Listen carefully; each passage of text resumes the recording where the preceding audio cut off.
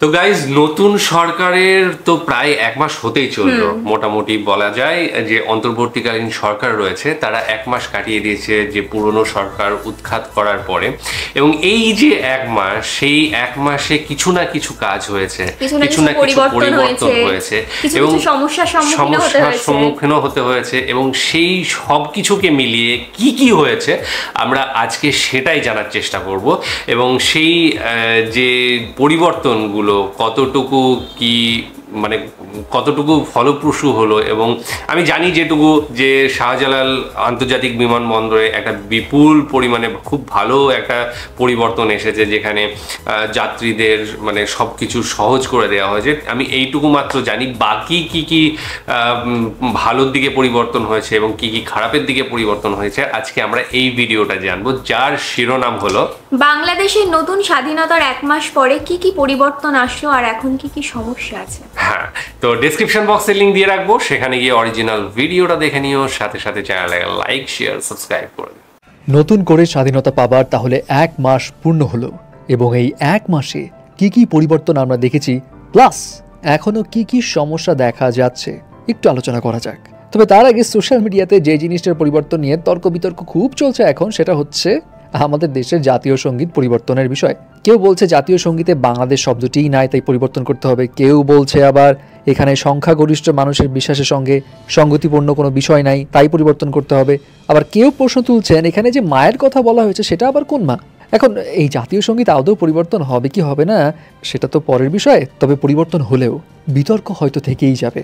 But এই যে শেখ হাসিনার সরকার পতনের পর আমরা যে পজিটিভ কিছু পরিবর্তন নোটিস করেছি, সেটা নিয়ে আসলে কথা বলাটা বেশি জরুরি। এবং এই পরিবর্তনগুলোর মধ্যে যেটা সবচাইতে বেশি অনেককেই অবাক করেছে সেটা হলো আমাদের একতা, হোক সেটা ডাকাত পাহারা কিংবা সংখ্যালঘুদের মন্দির পাহারা কিংবা প্রশাসনের দিকে না তাকিয়ে জেনজিদের রাস্তা ঘাটে ট্রাফিক নিয়ন্ত্রণ করা। আবার এই যে বন্যা দুর্যোগে একজন দিনমজুর থেকে শুরু করে একটা শিশু, তারপর বড় বড় বিজনেসম্যান, কর্পোরেট সবাই যে যার জায়গা থেকে এগিয়ে এসছে, এটা আসলে একটা অন্যরকম দৃশ্য ছিল সবার জন্য। এবং এরকম একতার শক্তি বাংলাদেশ আগে কখনোই ফিল করেনি। এবং অভ্যুত্থানের এই যে স্পিরিট, এই যে শক্তি, এই শক্তির জোয়ারে আরও কিছু চেঞ্জেস আমরা অন্তর্বর্তীকালীন সরকারের পক্ষ থেকেও দেখেছি, সেটাও বলা উচিত। তবে অভ্যুত্থানের এই শক্তির অন্যতম উৎস ছিল কারা? তরুণ জেনজিরা। তাদের এই রেভলিউশনের উপর বেস করে চালাকে জেনজিদের টি শার্ট অ্যাভেলেবেল রয়েছে, যেটা আসলেই সবাইকে কানেক্ট করতে পারে।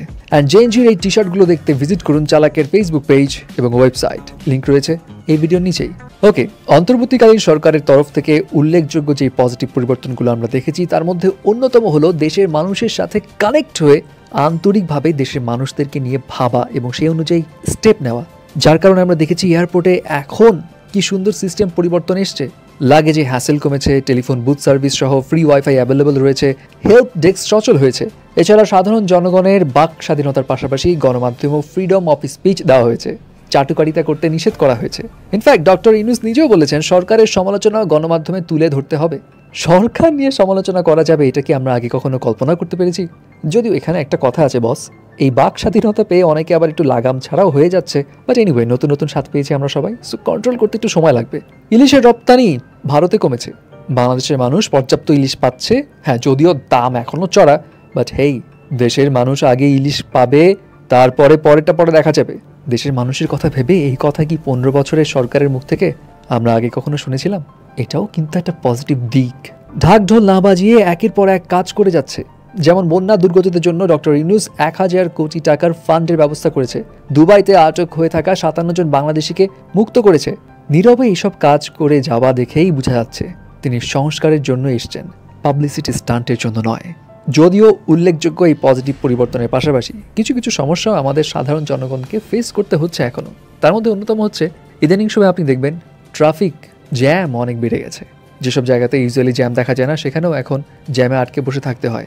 এবং এর পেছনে অন্যতম রিজন দুটো। নাম্বার 1, যেখানে আগে রিক্সা চলাচল হতো না সেখানে তো রিক্সা চলাচল করছে। ইনফ্যাক্ট মোটর চালিত রিক্সা চলাচল বেশি হচ্ছে অলিতে গলিতে এবং বড় বড় রাস্তাতেও, যার কারণে এই রিক্সাগুলোর চাপে মাঝে মধ্যে অযাচিতভাবেই ট্রাফিক জ্যাম ক্রিয়েট হচ্ছে। এবং আরেকটা বিষয় হচ্ছে ট্রাফিক পুলিশদের একটু হেলাফেলা। হ্যাঁ, যদিও প্রশাসন ফিরেছে, পুলিশ আবার ব্যাক করেছে, বাট তাদের মাঝে কিন্তু এখনও ওই তৎপরতভাবে কাজের কোনো স্পৃহা দেখা যাচ্ছে না। বিভিন্ন জায়গাতে অনেকে ঢিলঢালা ভাব দেখে কমপ্লেইন করছে, এবং ট্রাফিক পুলিশদের মধ্যেও এখনও কিন্তু পুরো দমে ওই কাজে ফেরার বিষয়টা আসলে আসেনি বললেই বলা চলে। বাট এসবের মাঝেও সরকারের যেসব জায়গাতে আগে ঘুষ ছাড়া কাজ হতো না, সেখানে 5 মিনিটে কাজ হয়ে যাচ্ছে, এমন এক্সপিরিয়েন্সও অনেকে ফেস করেছে। যাই হোক, দেশ তো কেবল 1 মাস হলো নতুন করে স্বাধীন হয়েছে, পরিবর্তন আসবে, বাট সমস্যাও থাকবে, যেগুলো হয়তো একদিন না একদিন ধীরে ধীরে ঠিকই দূর হবে, এবং এমনটাই সবাই প্রত্যাশা করছে। এনিওয়ে, এখন আপনি আর কি পরিবর্তন চান এবং আপনার কাছে কোন পরিবর্তনটা খুব সুন্দর লেগেছে সেটাও কিন্তু জানাবেন। প্রথমেই বলতে চাই ডক্টর ইউনিসের কথা, এবং তিনি যে সন্তর্পণে কাজ করে যাচ্ছেন এবং সবাইকে না জানিয়ে ঢাকঢোল না পিটিয়ে, এইটা সবথেকে প্লাস পয়েন্ট, একদম খুব ভালো লাগলো। এবং সবচেয়ে বড় কথা হচ্ছে যে সৌদিতে 57 জন এরকম মানুষ আটকে ছিল, তাদেরকে মুক্ত করেছেন। এবং সাথে সাথে যেটা হচ্ছে বন্যায় 1000 কোটি টাকার যে অনুদান সেটা ব্যবস্থা করেছেন। এটা বিরাট ব্যাপার। একদম সরকারে আসার পরপরই এত দ্রুত এত কিছু করা, এত কিছুর আয়োজন করা বিরাট চ্যালেঞ্জের ব্যাপার। আর সাথে সাথে চ্যালেঞ্জ অবশ্যই, কারণ তার সরকার যখন এসেছে তার পরপরই কিন্তু বিরাট একটা বন্যা দেখলাম আমরা। 7-8টা জেলা জুড়ে বন্যাটা হয়েছে এবং প্রচুর মানুষ কিন্তু তাতে ক্ষতিগ্রস্ত হয়েছে। আর সাথে যেটা দেখলাম যে ট্রাফিকের ব্যাপারটা নিয়ে একটু সমস্যা রয়েছে, আমরা জানি। এগুলো আমরা আগের ভিডিওতেও দেখেছি, একই প্রবলেম এগুলো হচ্ছে যে ট্রাফিক পুলিশ এখনো ঠিকমতো আসেনি, তো আস্তে আস্তে সময় লাগবে আসার। আমার মনে হয় কি জানিস তো, মানে ব্যাপারটা হচ্ছে যে ওই যে একটা বিরাট গন্ডগোল অশান্তি হয়ে গিয়েছে এবং তারপরে পুলিশের ওপরে একটা ক্ষোভ ছিল মানে মানুষের, এবং সেই ভয়েই কিন্তু অনেকে হয়তো সঠিক টাইমে জয়েন করতে চাইছে না, বা ভয় পাচ্ছে যে আমাদেরও হয়তো ওই দোষী করা হবে। তো এই জন্য অনেকেই চেষ্টা করছে। তো যাই হোক, আস্তে আস্তে সেই সমস্যাগুলো কেটে যাবে। আর প্রথমে আমি বলেছিলাম শাহজালাল যে বিমানবন্দর, সেখানে কিন্তু পরিষেবা উন্নত হয়েছে, সেখানে ফ্রি ওয়াইফাই এবং সাথে সাথে হেল্প ডেস্ক এবং সাথে সাথে ডাক্তারের সুবিধা, ফার্স্ট এড বা এই ধরনের সমস্ত কিছুগুলো আমরা দেখতে পেয়েছি। আর যে সমস্ত দিকগুলো রয়েছে সবগুলোই বেশ আস্তে আস্তে আমরা দেখছি যে উন্নত করার চেষ্টা করা হচ্ছে, এবং সাথে সাথে সেগুলো যাতে ত্বরান্বিত হয়। আরো আমরা যেটা দেখলাম ইলিশের যে মানে যোগান দেওয়াটা, যেটা মানে দেশের মানুষের জন্য আগে রেখে তারপরে এবং ওখানে বলা হচ্ছে যে আমরা জানি যে ইলিশের দাম কিন্তু এখনো পর্যন্ত বাংলাদেশে কমেনি, কিন্তু এটা ঠিক যে ইলিশের দাম কমলে কিন্তু সেটার আগে সবচেয়ে প্রথম যে সুযোগটা সেটা কিন্তু বাংলাদেশিরাই পাবে, এবং তারাই বাংলাদেশের মানুষকেই দেওয়া উচিত, কারণ উৎপন্ন তো ওটা ওখানে হচ্ছে, তো ওখানকার মানুষটা খাবে না তো আগে কি অন্য জায়গায় পাঠানো হবে? তো আমরাও সেটাই মতামত যে আমাদেরও যে ওখানেই যে মানুষগুলো রয়েছে তাদের আগে, বিশেষ করে গরিব মানুষ, তাদের জন্য আগে ইলিশ দেওয়া হোক, তারপরে যেটা সম্ভব, যেটা বাইরে যদি দেওয়া সম্ভব হয় সেটা দেওয়া হোক। এই ডিসিশনটা প্রথমবার নেওয়া হলো, যে এই 15 বছরে এখনো মানে কোনোবারই নেওয়া হয়নি, এই প্রথম নেওয়া হলো বলে ওই জন্য এই জিনিসটা মানে এই অপশনটা ভীষণ ভালো লেগেছে।